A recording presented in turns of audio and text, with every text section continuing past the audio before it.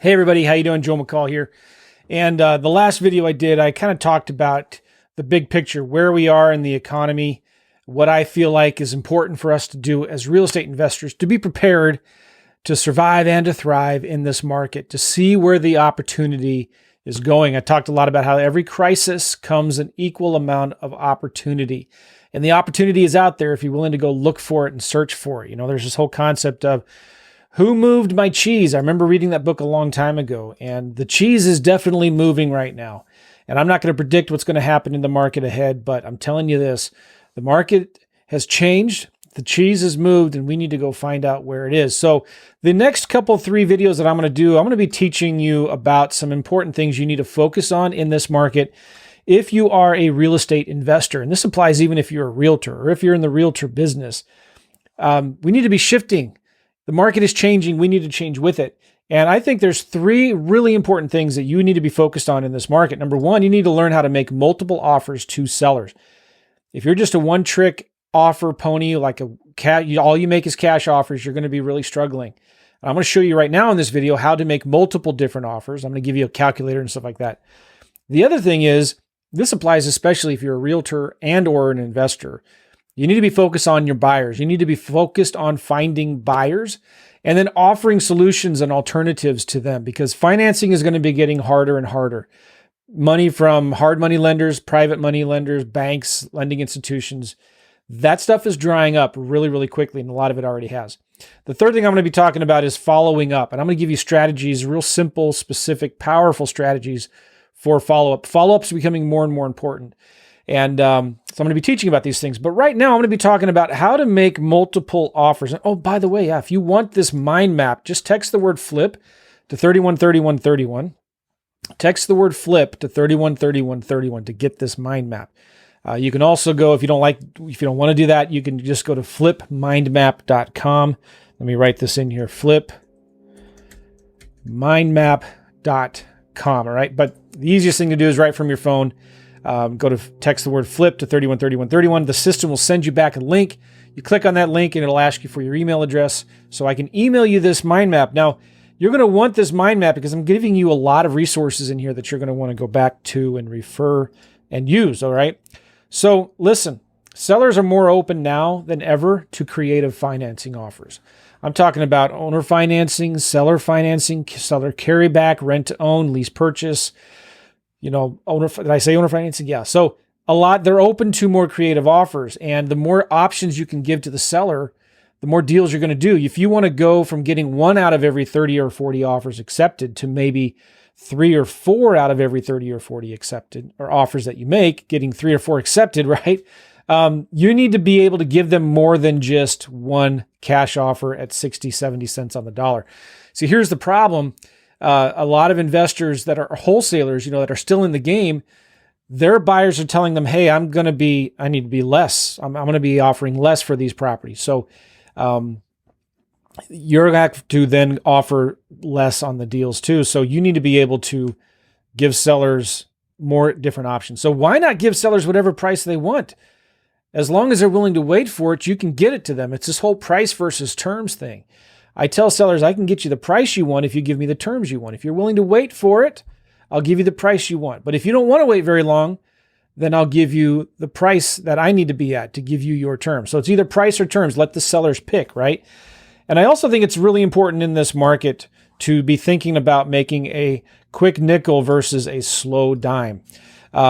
If you're an investor and your business is rehabbing, fix and flips, if it's even buy and hold, I would encourage you right now to start thinking more about quick nickel strategies rather than a slow dime. Does that make sense? So I like wholesaling. Now, here's the cool thing. You don't have to just wholesale cash deals, offers, cash offers. You can wholesale lease options. You can wholesale seller financing. You may wholesale them to another investor. If you get an owner financing deal, you may wholesale the lease option to a tenant buyer. You can wholesale properties to retail buyers, right? Or if you're a realtor, again, just traditional listings and stuff like that. So I'm going to be talking about how to make multiple offers on 2 different categories: cheaper houses and nicer houses. This depends. It varies. It's different on where you are. Typically in the Midwest and most parts of the country, if you exclude the East and West Coast, homes medium price range, maybe $150,000 to $200,000, right? So for cheaper houses, those would be the kinds of houses that landlords buy for cash flow. Generally speaking, in most of the good cash flowing markets, these are properties that are going to be under $100,000. Okay. And so I like to give sellers three different options if they have a cheaper price. Property, cash prices, seller financing with interest only payments, and seller financing with principal only payments. All right. Now there's various methods. I'm going to show you this in my calculator right here that I'm going to give to you. Various ways to make cash offers. I want to encourage you to keep this super simple. One of the easiest ways is the average of the lowest solds. And what I mean by that is, you're looking for, works better for properties that need work. And you're just going to take the average of the 3 to 5 lowest solds recently. And I'm going to show you how to do this in an example. The average of that times 80%. That's a quick, simple way to do that. And then there's the rent times something strategy. And this is good for rental types of properties. Again, you take the monthly rent maybe times 55 or 45 minus repairs. So each area has a different number. You're just going to have to kind of figure it out. And note, I'm going to be talking about this too. Like for repairs, I'm just making my initial offer. I keep it real simple, $5, $10, $15 a square foot based on the amount of work it needs, maybe $20 a square foot. And you can vary and change that. But the point of this is make real simple, quick, fast offers. You don't want to be spending more than 5-10 minutes on coming up with the initial offer to the sellers, okay? And then there's the ROI method for determining a cash offer. This works good with rentals again. What is the return on investment? What's the cash on cash return that investors are looking for? Each part of town is different, right? There's areas of St. Louis where I am where, investors are going to want 15%, but there's other areas that are nicer, more expensive.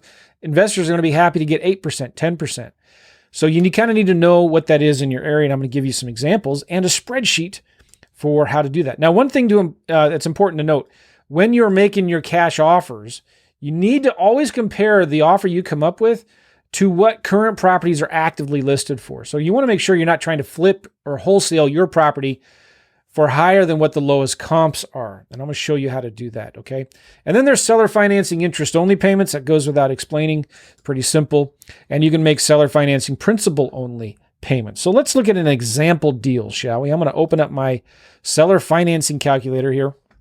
Now, this is kind of complicated because I got a lot of numbers in here.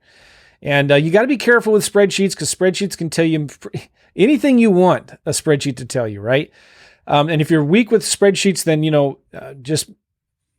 I don't know what to tell you, but this is how I like to come up with offers. I like to put them in spreadsheets. You can also get a yellow pad of paper, and just once you learn how to do this, you can do this on a yellow pad of paper. So don't think that you have to have a calculator like this to come up with offers. I'm just going to show you how this works.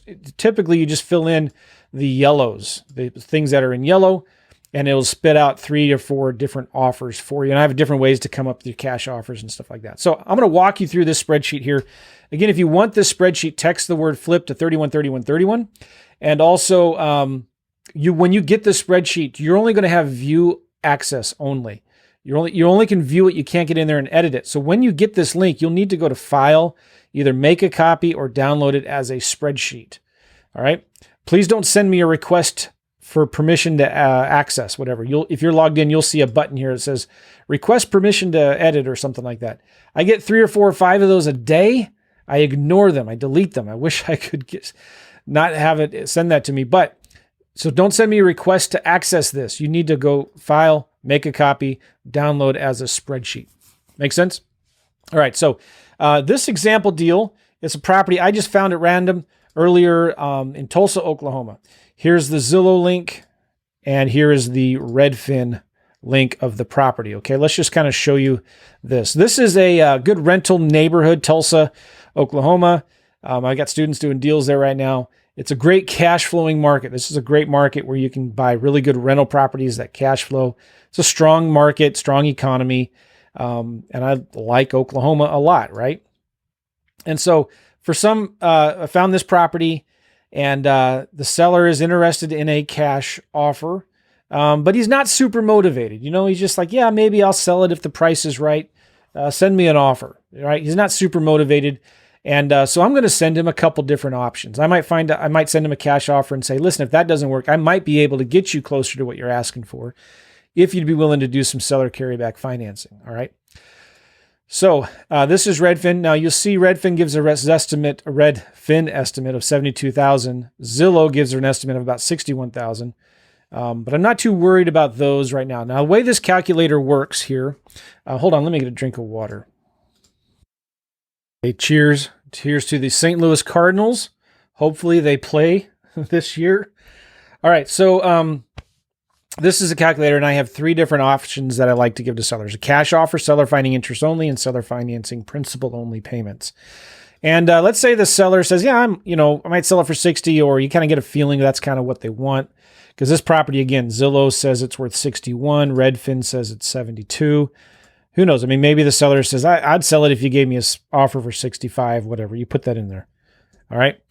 Now, I know in this area, investors are looking for 13% ROI. Now, ROI is return on investment. And this is the ROI method, what I'm doing right here. This is basically saying, if I buy it for this and I sell it to an investor for that, after all their expenses, vacancies, management, maintenance, repairs, taxes, insurance, they should make 13% on their money. All right. That's kind of the theory of this. And the way I like to do it is by square. I estimate my repairs by square foot. So there's 920 square foot on this thing. And I'm just figuring $5 a square foot for repairs. And this property, if you look at these pictures, are old. So it's probably going to need some paint and carpet or some kind of cleaning and landscaping or something like that. So I do $5 a square foot. If it needs more cosmetic, then maybe $10 a square foot. Full gut rehab, maybe 20. It depends on the market, right? So I'm figuring about 4,600 for repairs. The gross rents are about 850. How do I know that? Well, if rent's estimate says 850, I'm just going to go with that. Again, I want to do this real fast. Eventually, you can get a virtual assistant to do this for you, right? So the rent, I like to figure about 40% for expenses. Again, that's vacancies, management, maintenance, repairs, taxes, and insurance. So my net annual cash flow on this thing, my net cash flow every year is going to be about $6,100. And I want to make about a $10,000 wholesale fee. Always shoot for 10. Don't shoot for 3 or 5,000. Try to get 10. If you don't, you're not going to get it if you don't ask for it.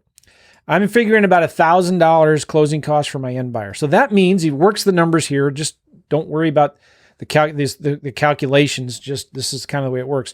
If I offer $31,477 to the seller and I sell it to my end buyer, my investor, for $41,477, after all their expenses and repairs and closing costs and vacancies and maintenance and management repairs, their first year, they should make 13% on their money. That's how I calculate this offer. Cool? So again, this kind of says my purchase price for option 1 will be $31,000. I'm going to sell it to my investor for $41,000. They're all in after rehabbing and all of that. A closing cost is about $47,000, and they're going to get 13% of their money. Approximate. I'm not guaranteeing or promising anything. Does that make sense? Now, there's another couple ways that you can get come up with a cash offer, because maybe that's too complicated for you, and I get it. So the simple way is just do the average of the lowest solds. And so what I like to do is in Redfin, let me zoom in, make sure you can see this. This is a property on Redfin. Ignore the last sold price. This was probably a package of a bunch of properties that they bought for $4.5 million. I'm going to scroll down and I'm going to click right here on this map nearby homes for sale. Now, if you're in Redfin and you don't see that link, sometimes if you click this little icon right here to expand the map, you will see the button there. But you want to click map nearby homes for sale. And the reason I like Redfin is because in most markets, they give better data than Zillow does for solds because they're more closely tied to the MLS and the county records. I think Redfin does a much better job with the data than Zillow does. All right. So anyway, when I click that button, it puts that house right in the middle of the map because I'm going to be zooming in and out and I want that property in the middle. And right now, there's no properties listed for sale there. I could zoom out if I wanted to, and I can see here on the right, the properties listed for sale. Now I'm going to go to more filters. I want to look at solds, right? So I'm just going to click house, turn for sale off, solds on, and I'm going to go back a year. I like to get as much data as I can.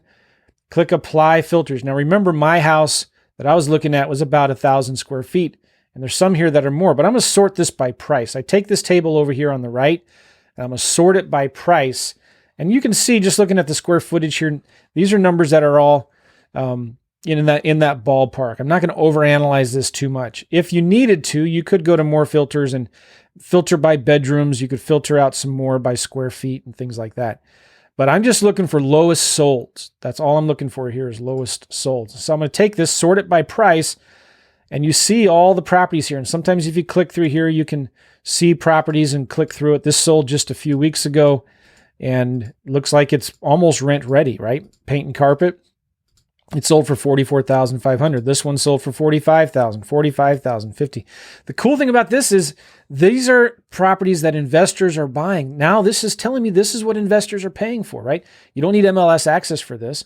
And a lot of these things are showing up because they're coming from county records. They're not coming from the MLS. This is a good thing. One of the reasons why I like Redfin. You can also get this data from PropStream. I recommend you go check out PropStreamJoe.com, which is pretty cool. Maybe I'll share that with you here in a minute. All right. So by the way, also, if you scroll down here, you can typically, not in all markets, but usually you can download all these things into a spreadsheet. And I'm not going to open it up, but you can get all of this table data in a spreadsheet, which is pretty cool. All right. So in my calculator spreadsheet here, I just wrote down the 4 lowest solds, 42, 50, 57, 58,000. Oh,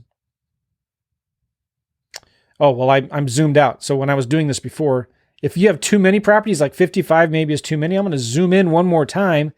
That's going to give you better comps because those are right down the block in the street, in the neighborhood, right? And so here you got 42, 58, 63, 65, all right?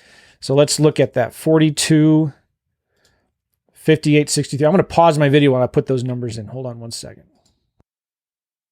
All right, so I put the lowest 4 in here, and I average them, and I multiply that by 80% to get about 45,600.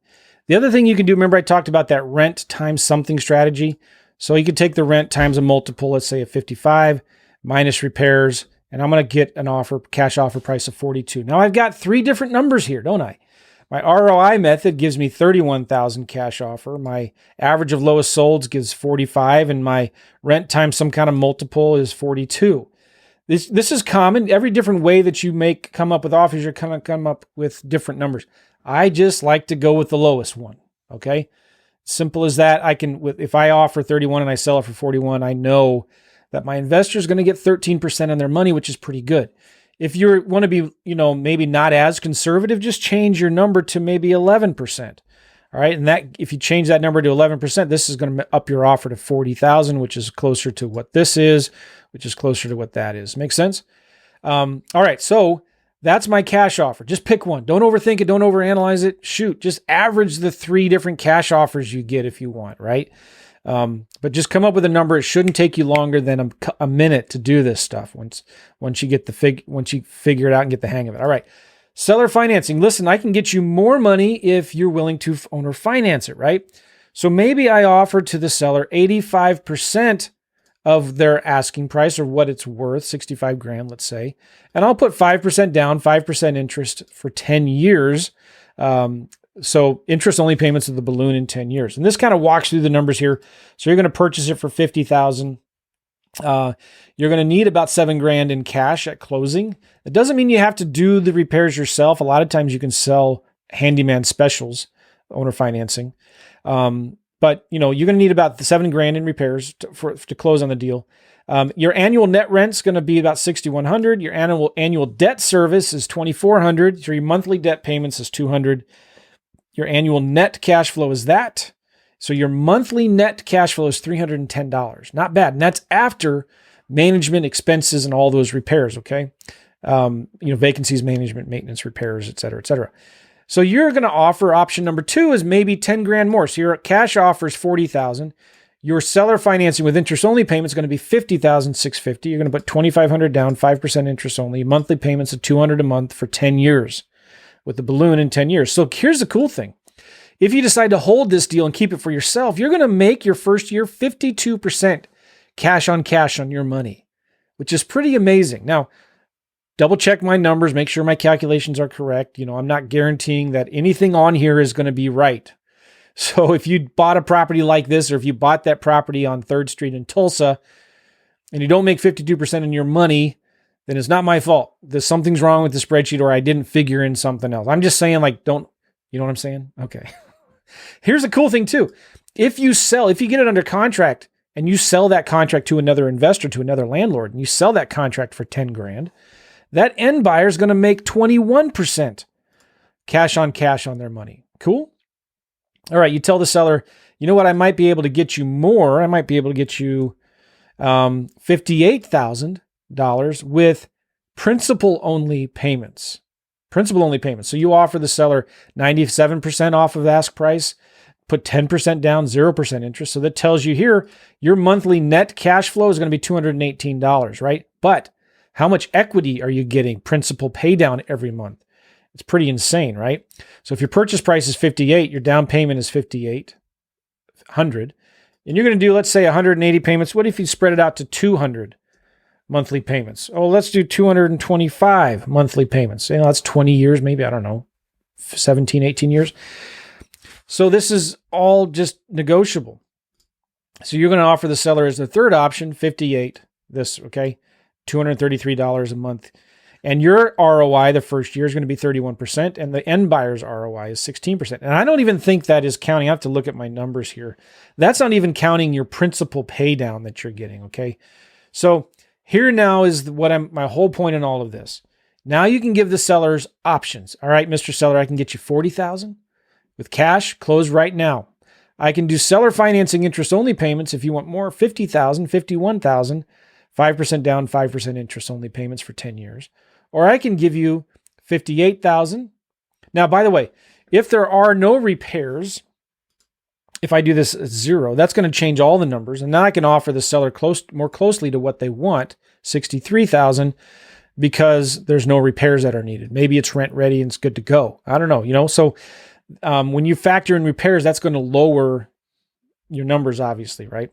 So if there are no repairs, it's rent ready. You can see now I'm going to offer the seller $44,000, $55,000, $63,000. I'm giving them options, price or terms. Does that make sense? Super powerful. And if you want to be successful in this market going forward, as we transition from a seller's market into a buyer's market, you need to give sellers options. And you may not want to stay in the middle of any deals. I get it, right? That's okay. You can take these contracts, no matter which one they take, and you can wholesale that contract to another investor, to another landlord who wants to stay in the middle of that deal. Does that make sense? All right, cool. Now, let's look at another example deal, maybe of a nicer house. And this would be something that I might want to offer a lease option on, okay? Now, when you make a cash offer on a nicer property, that's different. There's various methods that I recommend you use. And one is your typical Mayo formula, maximum allowable offer. And this has been around for a long, long time.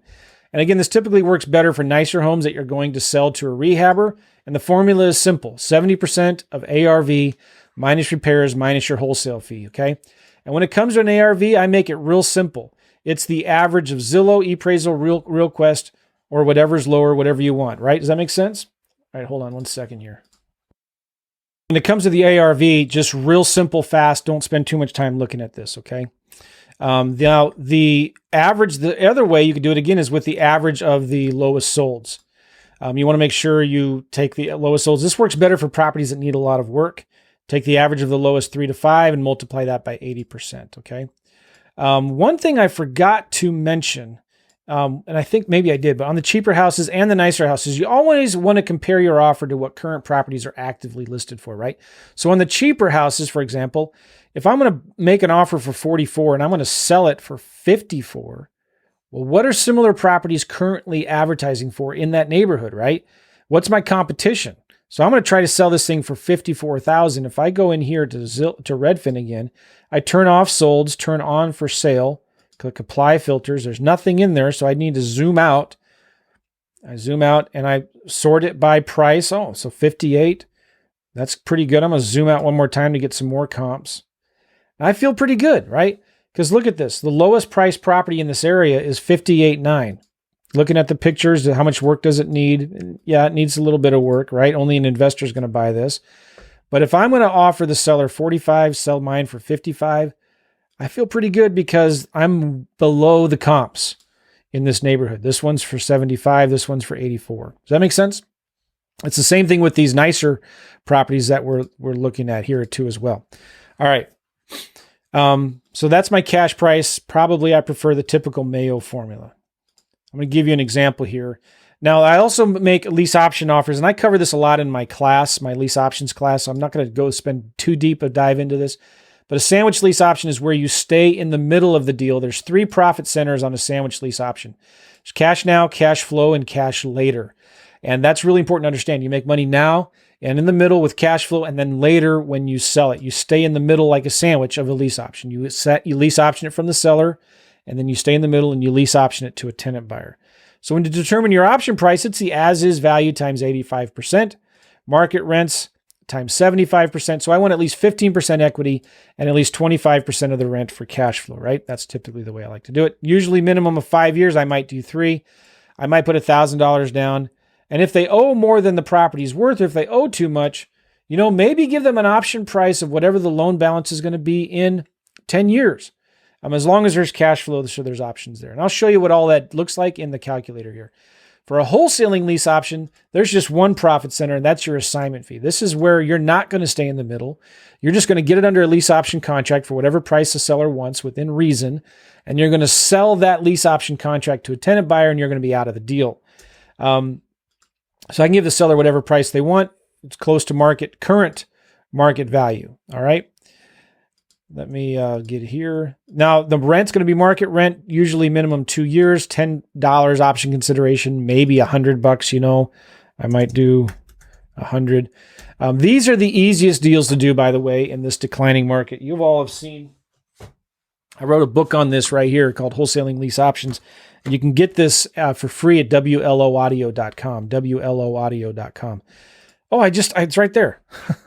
Or you can get my audiobook for $1.99 at WLOaudio.com. So there's 2 websites, WLO Book and WLO Audio. You can get those right there. These are really easy deals to do. And I'll kind of show you a little bit here as an example. So here is an example deal. This is another property in Tulsa. That's a nicer home, all right? And I'm going to open up my calculator here and show you what I have in this calculator.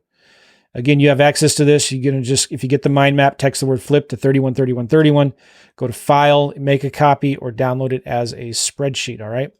This property is in Tulsa. I'm going to click on this Zillow link. Let me just click on these links here. I kind of did some of this work in advance. And so I'm looking at the property at Realtor.com, Redfin, and RealQuest Express, which these are all free. These are all free valuation tools, okay? All right, so here's this property. This is a property right now listed for rent for $1,100 a month. It's a nice home. And I contact the seller. Guess what? It's vacant. Ooh, I love vacant houses, right? It's been on the market 35 days. They haven't rented it yet. Maybe they're getting motivated. So a lot of times you're going to find properties listed for rent that used to be an Airbnb, or they wanted to sell it, but they couldn't. So now they're renting it out. And I call them and they say, yeah, you know what? I might consider a lease purchase. This is actually listed by a property management company. That's all right. I'm going to call them anyway. I'm going to send a letter to the owner of the property. I get somebody on the phone and they say, yeah, we might consider maybe a lease option. I don't know. So I'm going to make them an offer, but I'm going to give them 3 different options. I'm going to give them a cash offer, sandwich lease option offer, and a wholesaling lease option offer. All right. So it's a nice little home. If I look at ePraisal, I can see that they give it a value of about 166. Zillow is about 173. Redfin is about 181. Realtor.com. Hold on. I'll pause this video and I pull it up there. Hold on. All right. Realtor.com will give me an estimated value of 175,600, and RealQuest Express, or express.realquest.com, gives me a value of about 158. So the cool thing now is with this spreadsheet that I have, how do you get the ARV? Well, you just average those. That's all I do. I take the Zillow, ePraisal, Redfin, PropStreamJoe.com is another one I like. Realtor.com, RealQuest Express, and I average them. I'm going to get about 171. I also look at the median because the median removes the outliers. Usually there's at least one of them that's really low or ridiculously high, so you can remove those. That's how I determine my ARV. Real simple, real fast. I don't care if they're off, right? Because usually they are. Everybody complains about how off Zillow is, but you're going to get within the ballpark of 10%, right? You pick the ARV, and when I'm making my cash offer, remember your ARV minus times 70% minus repairs minus your wholesale fee. 70%. The square footage on this thing, I think, was about 1,800 square feet. Yeah, it's a 3-bedroom. And there's no repairs because it's ready to go. I'm on a wholesale fee. So I'm going to offer the seller a cash offer of $109,700. And if you also went in and you did the average of the 4 lowest solds, it'll be, and I did this earlier, I think those numbers are still right. But, again, you can do the same thing like I did on the other property. Go to Redfin, scroll down to that map. And there it is. Click on Map Nearby Homes for Sale. These are active listings here. I'm going to go to More Filters. Go to House. I'm going to change for sale off. Sold on. Let's do last year. Apply filters. 45 is too many, so maybe I change the square footage of the bedrooms and baths, and I can zoom in to get more of them. I sort it by low price, and I just take the average of those. And I think what I did before is I filtered out the anything less than 3 bedrooms. So that's another way you can do it, just as kind of like a check, right? Now, for my sandwich lease option offer, the market rents are about $1,100. I want at least 25% of the rent for cash flow, and I want at least 15% equity. So this is going to give me, and I want 5 years, I'll put $1,000 down. This is going to give me a sandwich lease option offer of $145.